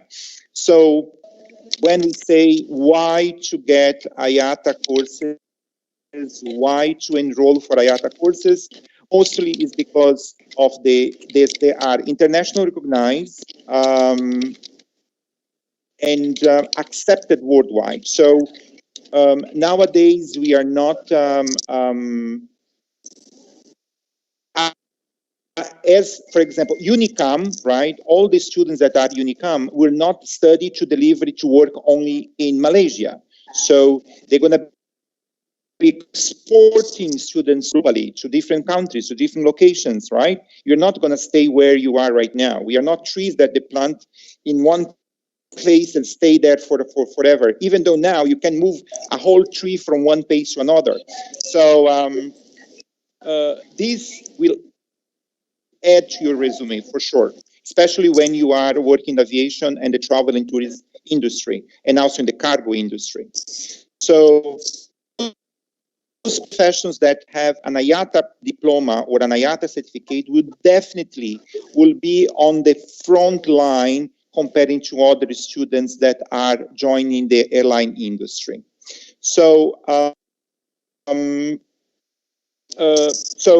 as Joanna was saying, IATA was founded in 1975, but however, the training department was only created by 1972, which means that we have a very long experience in the aviation industry. May I ask you to everybody mute themselves, because I'm listening a lot of noise and I cannot hear myself. Can everybody mute themselves, please? Thank you so much. Can you please everybody mute yourself? Thank you.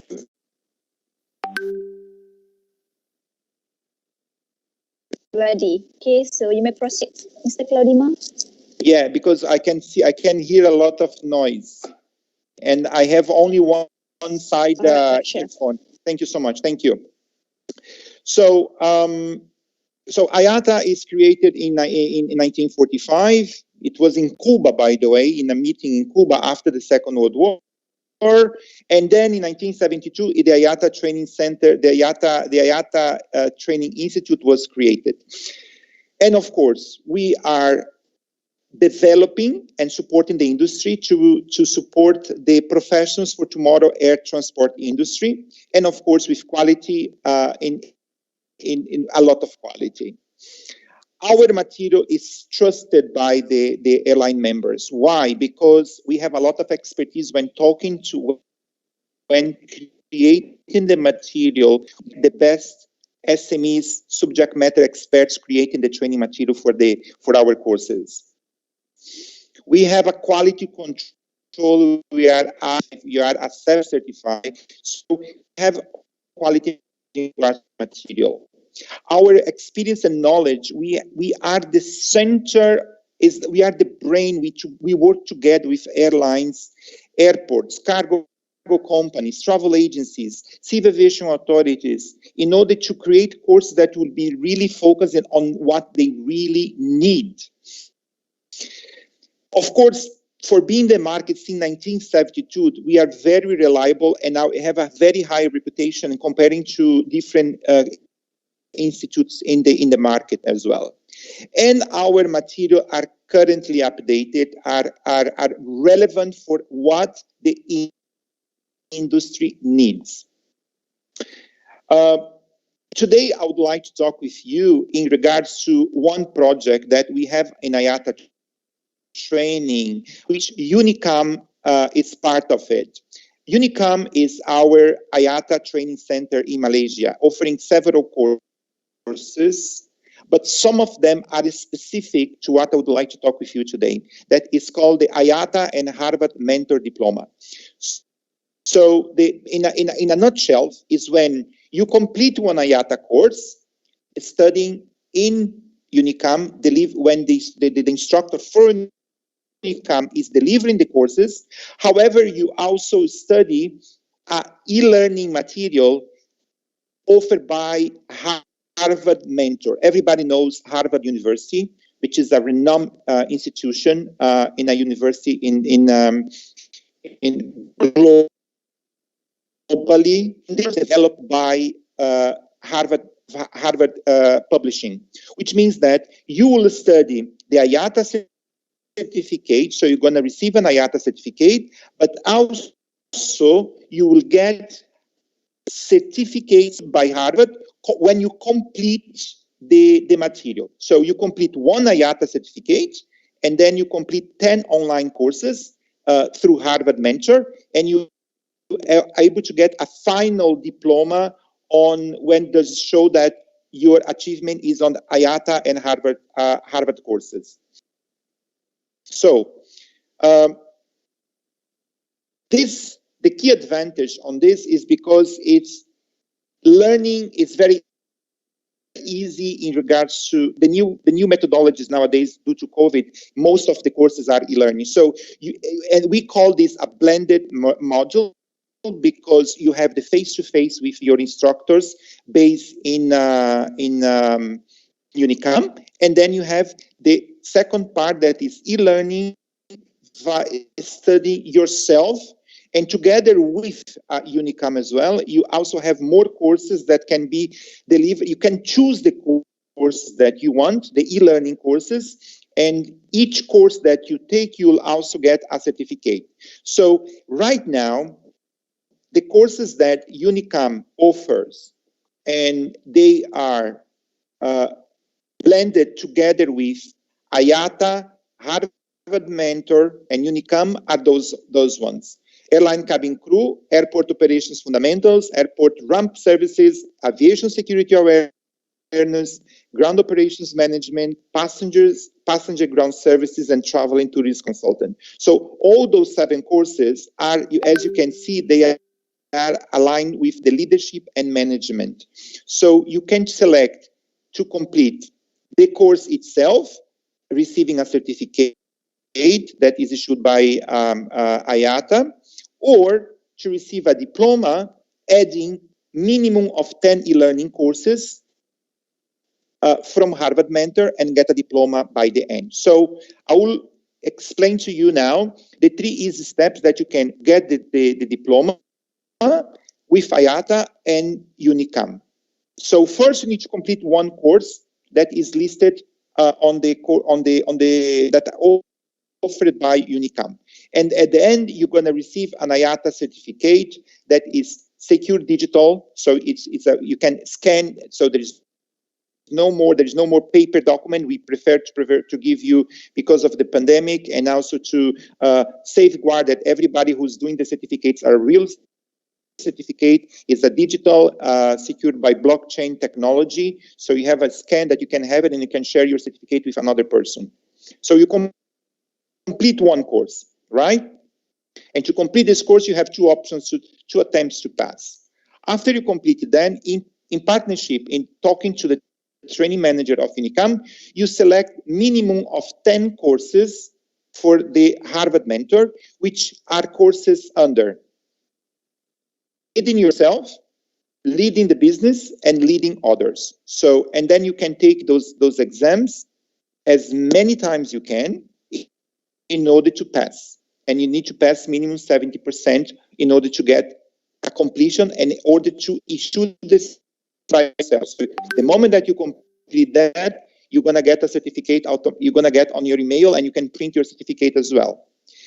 So you're going to also get access to the Harvard Mentor login, where you can really see all the information of those those courses, and you can complete any one of those courses, but minimum is 10 courses, and you're gonna get a certificate like this as example when you complete your course by Harvard Mentor. So you receive 1 IATA certificate, 1 certificate for each Harvard Mentor course that you want to select, that you can see here on the list, that is from budgeting until writing skills.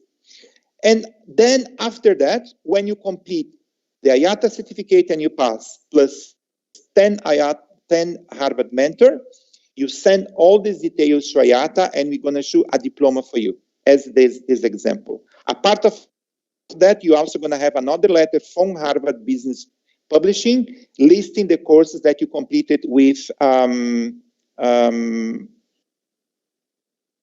Mentor.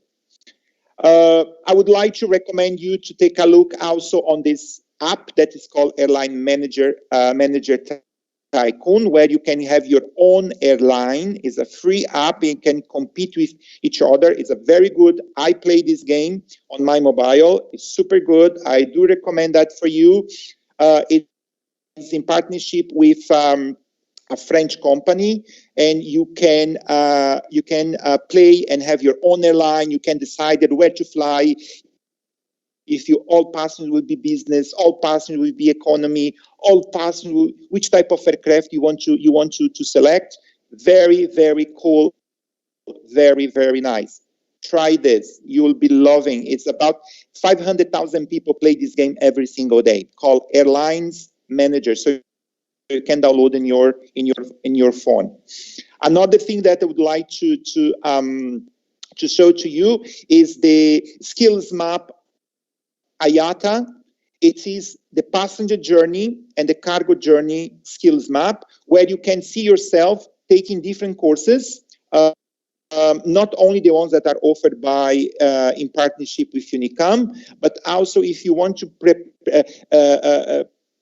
foresee your career going into passenger journey or cargo journey under the aviation industry, you can take this information on the skillsmap.iata.org, and you can click or in passenger journey or in cargo and move forward and see which are the steps. There is a very easy way to look that, and you can take the information on how to move forward from where do you want to work, inside of an airport or inside of a cargo journey. Where do you like to work? Very cool. I would like to recommend that. I know that we have a very short period of time to talk to you guys, but I believe that myself and Joanna and Ifazar and Farah are in the call. We are open to any questions. So thank you very much, Mr. Claudimar, for the very great session and sharing, especially Madam, what you call it, Ms. Johanna. So I have with me a few questions that have been brought up by the students of Unicam. Yeah. So my first question here is, how does your role in IATA create an impact towards the aviation industry? Joanna, do you want to start? Should I start? Okay, maybe I can start, and Claudimar, you just add on, or Pak Azhar, if still on, do add on. So the question is how our role in IATA provides an impact to the industry.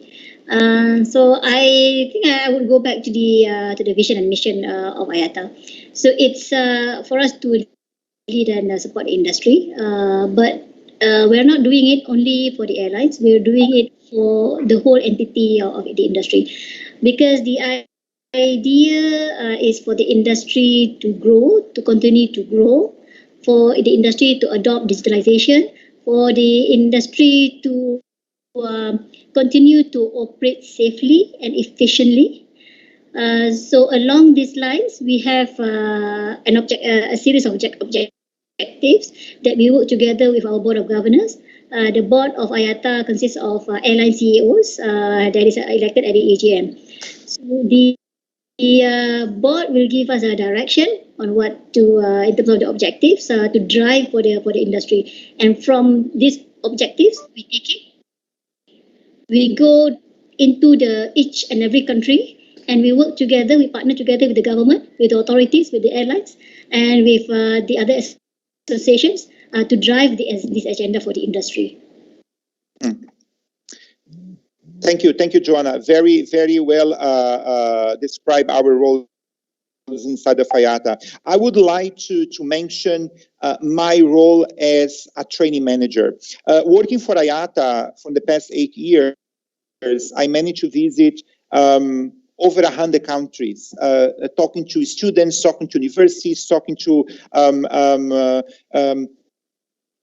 people that want to move forward on their career. Okay, and specific on my role, that is as a training manager, taking care of a region. And before I was taking care of all Asia, Africa, and Middle East. Now I'm in Asia Pacific.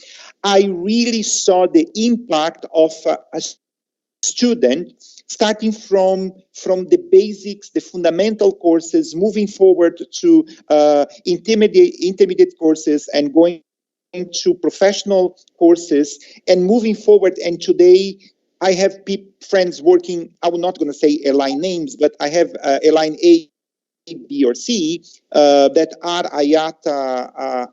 There are IATA members and non-IATA members that they reach managerial positions inside civil aviation authorities. They started in an airline, now they're working for the government just because they took IATA courses, and they really persevere, and they have the resilience of moving forward and not stopping. So my role, I can tell you that I'm super happy in what I'm doing in IATA. I work in hotels. I clean rooms in hotels. I work in selling tickets for travel agencies. I was, promoting theaters by driving bicycle, delivering leaflets to. So I have done so many things for the travel industry, for the aviation industry, and look where I am right now. So there is always time for you to grow and study.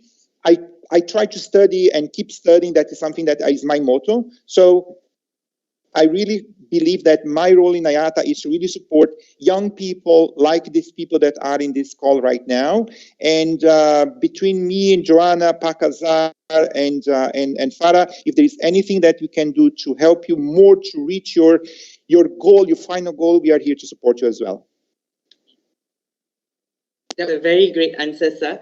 So now I have another thing. Okay, so this is more towards the Annex, I would say something related to Annex 17.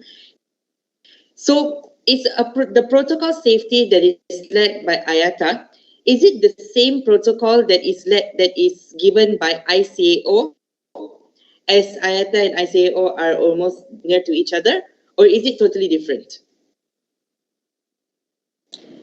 So maybe I could start. ICAO is the United Nations body for commercial for commercial aviation. So they have guidance, and also but their guidance or their SOPs is meant for the states, for the countries. So the states or the countries, United Nations states, Malaysia, all them have to adhere to the safety requirement by ICAO. But when we look at airlines, airlines also look at what is mandated by the CAA. Mostly it's the Civil Aviation Authority that deals with ICAO. However, they also need us to facilitate, for example, their audits. And we do this by the audit certification. We have IOSA for airline audits. We have ISEGO for ground handling audits. And we have ISSA for smaller operators audit. So these audits help the airlines to achieve a certain standards of safety. And when they have achieved that standards of safety, when they talk to CAM, they can okay, this airline is IOSA certified. So a lot of the complexities of the audits has already been addressed. So there will be another audit by CM, obviously, and they in terms of addressing those audits by CM, for those that have been IOSA or ISEGO or ISSA certified, these are all IATA certifications. They would have no issue to meet the audits by CM. And just one small point on that. For example, as Joanna said, that the Annex 17 of the ICAO, it is related to the formulation and adoption of standards that is worldwide accepted by ICAO state members, right? So just one example, there is a new course that we just developed by the end of 2020 in partnership with ICAO, that is called the GRF. I'm not sure if you if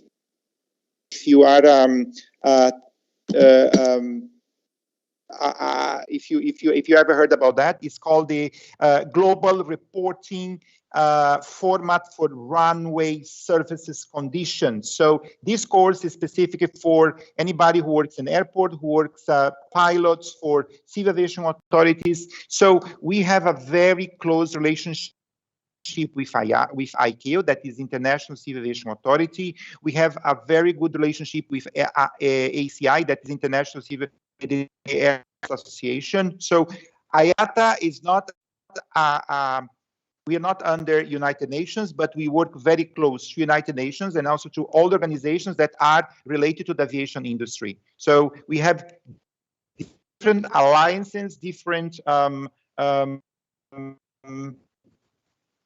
collaborative in training. We also have the same. So okay, so a follow-up from the IOSA audit. So before this pandemic happened, I was a ground staff in Supa. So there was, and during that time, we were going through the IOSA audit. And so I just want to ask a very innocent question.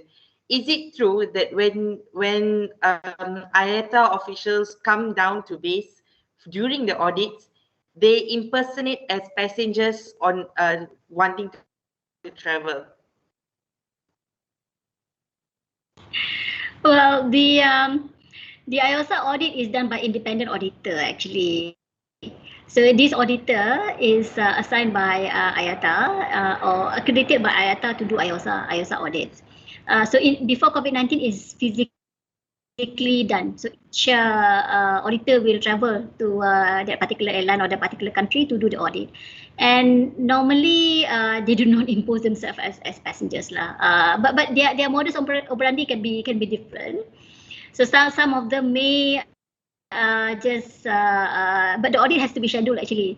So how they may schedule an audit for certain month of the year before the expiry, and then before the expiry lah. And then before that they would be travelling by as a passenger. So maybe imposing as a passenger, maybe they do that while they're travelling into that particular country. But the IOSA audit is scheduled, so the airline knows when the auditor is coming actually. Yeah, you are referring Shane as regard as a secret shopper, right? Like the ones that are going for a shopper and just to see if there is any problem, and there is a pool of IOSA auditor companies, right? So most of the time, the company, for example, Malindo have selected the company that is closer, or if it's not in Malaysia, closer country to do the IOSA audit for them. They can select the company that will do that. But they cannot select twice, just one time so if they do every 2 weeks, it will not be the same one. So it's but his methodologies are different. So maybe they do that. I'm not sure. I never heard about that. Good question. Yeah, because this was one of the threats that I was told by the what you call it, my senior staffs. So all right, so with the implementation of the IATA travel pass, right, would it also be implemented for domestic travel, just like if we see for the Langkawi travel bubble that we have right now? We need to have what you call it, we need to show the PCR test and whatnot, right? So would they start implementing this IATA travel pass for domestic travel, just as how it's important for international travel? So IATA travel pass, when we develop the app, it is meant for international travel because it relies on a database for international entry restriction into a particular country. So it has all the travel requirements to enter, for example, in this case, Malaysia, and to enter Langkawi for international travelers. But having said that, there's no stopping for airlines or the government to use IATA travel pass for domestic because it is essentially an app that can show test certificate and also vaccine certificate.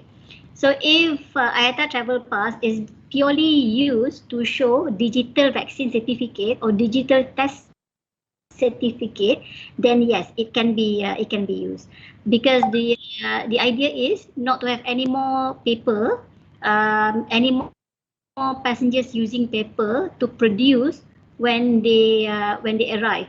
Everything is on their phone and everything is valid. It is not a fraud certificate because it is the IATA travel pass only get a clinic or a valid lab. And just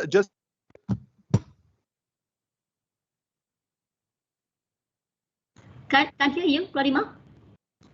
Sorry.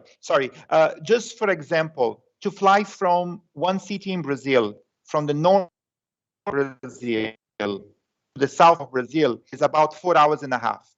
Very rare you're going to have a flight that is 4 hours and a half direct in Brazil, always with connecting, always with a stopping point in the middle, and then you need to share. So on this note that Joanna just said, it's very probably that airlines inside of the country will utilize, that are utilizing already the travel for international, choose internally, because the moment that you are transiting in different states, because you're coming from the north, you come to the middle of Brazil, and then you go to the, you are touching 3 different states. Each state has a different law in regards to prevent COVID, you know, so this is something that will be very highly happening in the next few weeks or few months as well. Impressive, very impressive. So I have my last question for the day. So now we know that the vaccination duration is varying depending on the, what you call that, the efficacy and things like that, right? Things like if you see like AstraZeneca is 9 weeks and whatnot. And then they also say that the duration of the vaccine, what you call it, in one's antibody can vary between 6 months to a year. So will this affect flights in a whole during this pandemic? So yeah, every country would have their own vaccination program, and in terms of some countries like Malaysia specifies the vaccine must be 2 doses, and after vaccination must be 14 days after vaccination. So these requirements are already in the IATA thematic. So when passenger wants to enter Malaysia, the IATA thematic provides this information. And let's say if in the future, in terms of booster doses, there is a need for the passenger to produce booster dose or proof of they have had the booster dose, then again it can be integrated into IATA Travel Pass.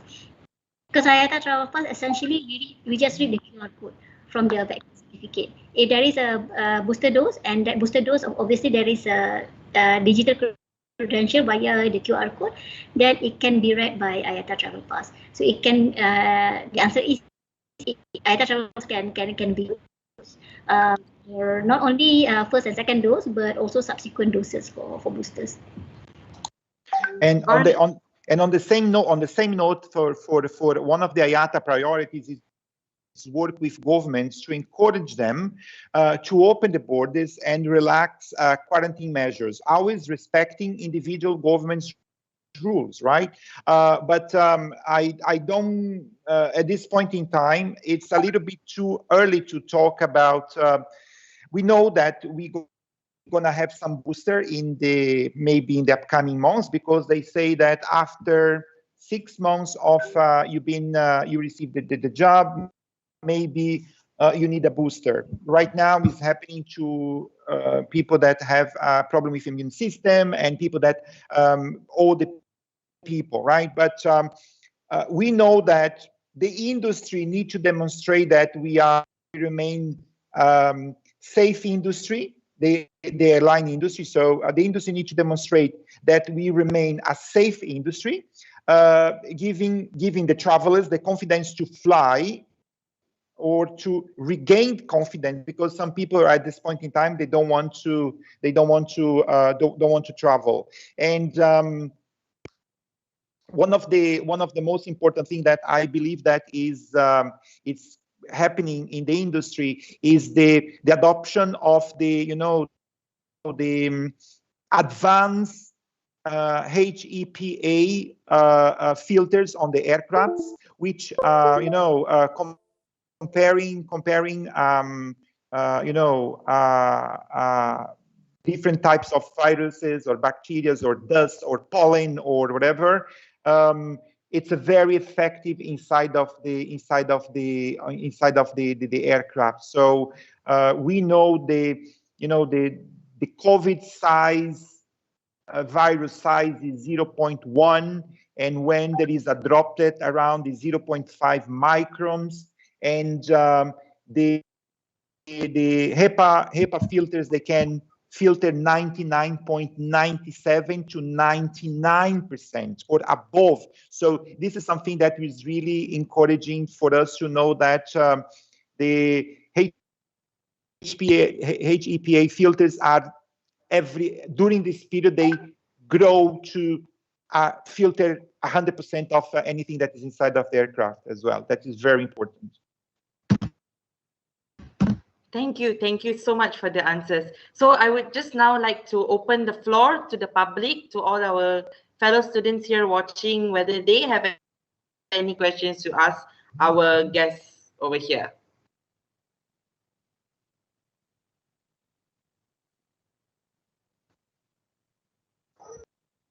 Shane, I believe Marilyn was raising her hands. Marilyn, would you like to ask any questions?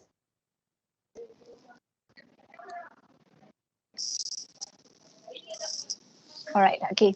So I'm gonna read the questions.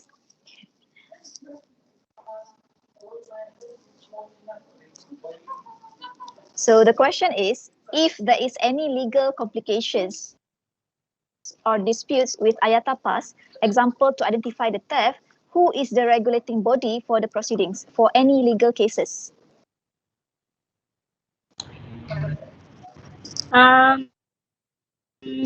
I guess this is a question if, let's say, there is a dispute lah. Not so much. Yes, true. There is a dispute. The IATA Travel Pass, as highlighted, it used the IATA thematic database, which is updated by a team who works on 24-hour basis. This team is based in Amsterdam, and the sources that this team get is from the authorities directly, from the airlines directly, and from the from those who update the travel requirement in that particular country.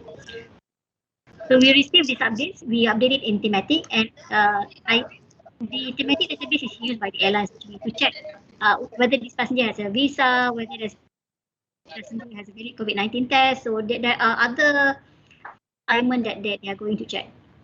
So in terms of dispute may happen if in case the authorities did the update and it was immediately, and the traveller is already on board that flight. So when the passenger enter the particular country, that previous requirement is no longer valid because the government changed the requirement. So in that instance, it's on ad hoc basis. It depends on the country whether they would be able to accept the passenger, and normally they handle their passenger directly with the authorities. And eventually, what is being planned is for IATA Travel Pass. The airline can use IATA Travel Pass independently as a separate app, but they can also integrate IATA Travel Pass via SDK into their mobile app. So this is a preferred option actually, because the passenger doesn't have to open two apps at one go. The passenger can use, for example, if it's Malaysia Airlines app, they use Malaysia Airlines app. If it's Malindu app, they use Malindu app.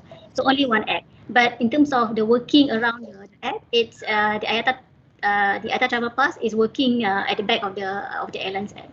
So that's the plan eventually.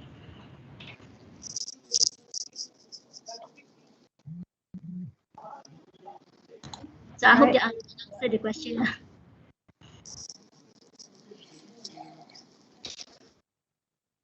It's very clear. Thank you, Joanna. So any other questions? Any other question, guys, before we end the session?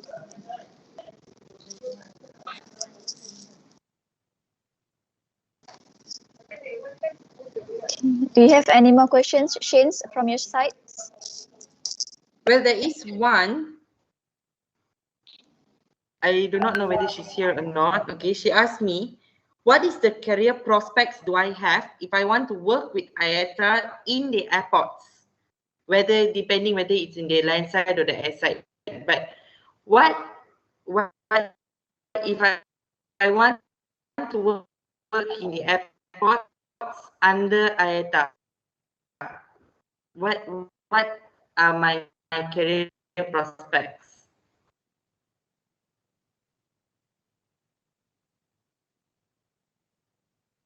No, the question, I'm not sure if I'm then pursue a career in the aviation industry, work at airports. That's the question.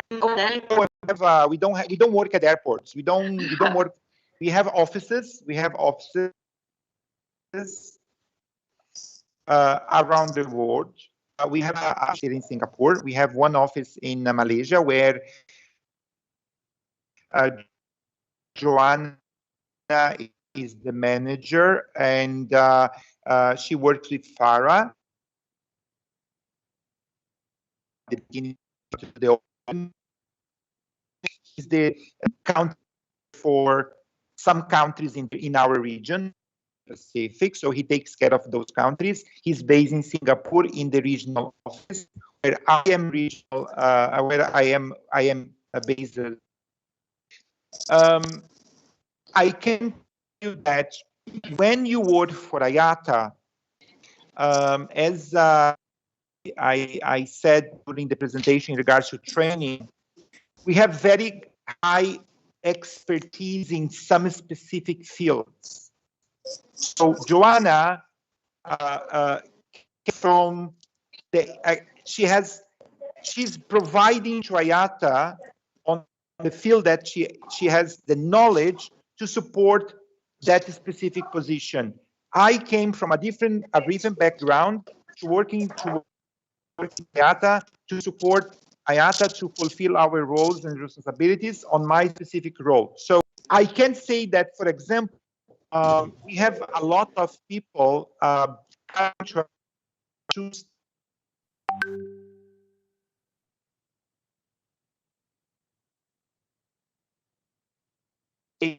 working on the customer service support, answering queries to support. So we do have, we had around 300 people in office with a very huge number of people on the customer service department. Now we have a lot of people from Malaysia working in Singapore on the customer service department, and then that's where we start. When you move forward, and then you specialize yourself, you take some courses, and you move forward to work in different areas. We have different departments. We have big 4 departments. I work for me and Joanna. We are on the same department because we are commercial. The different departments, and each department has a function, knowing that safety and security are the priority of IATA, and then scale down to different, including airports, cargo, training. There's different areas inside of IATA. But I can tell you, I know that, for example, when I joined IATA, I was competing with 86 people for my job. Yes, they have 86 applications, and then they narrowed down to 50. Then I know that, so they went to 7. So it's go down. So it's not difficult it's difficult to get, and difficult to leave as well, because IATA is a good company. I can tell you that. So meaning to say that you need to, in order to join IATA, it's better for you to have the experience in the field and then move on to IATA, is it? Exactly, yeah. When I was working for the airline industry, I worked for Lufthansa, I worked for VASP, for Charter Airlines, and which means that all these small things that I have done working in different areas, for travel agency industry, for the hotels, for ground operations, it builds me up the confidence and the knowledge to apply to do the job that I start doing IATA. Okay, thank you so much, Mr. Claudimar and Ms. Johanna, for the very wonderful answers. So with that, I would like to say that our career week for this event and for this day has come to an end. And on behalf of Unicam, I would like to say thank you once again for this amazing sharing session And I hope that we all students will use this knowledge that we have learned today for our near future. Thank you once more and have a great day. Thank you, everyone. Thank you so much. Thank you. Bye-bye. Ciao, ciao. Thank you, Miss Joanna, Mr. Claudima, and Mr. Thank Azhari. you. All the best.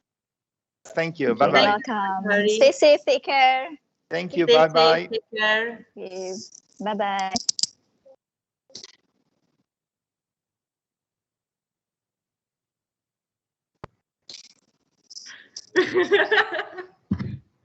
Okay, wait.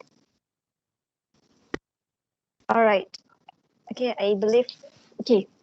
Wow. Ada yang terus sleep, eh? All right, guys.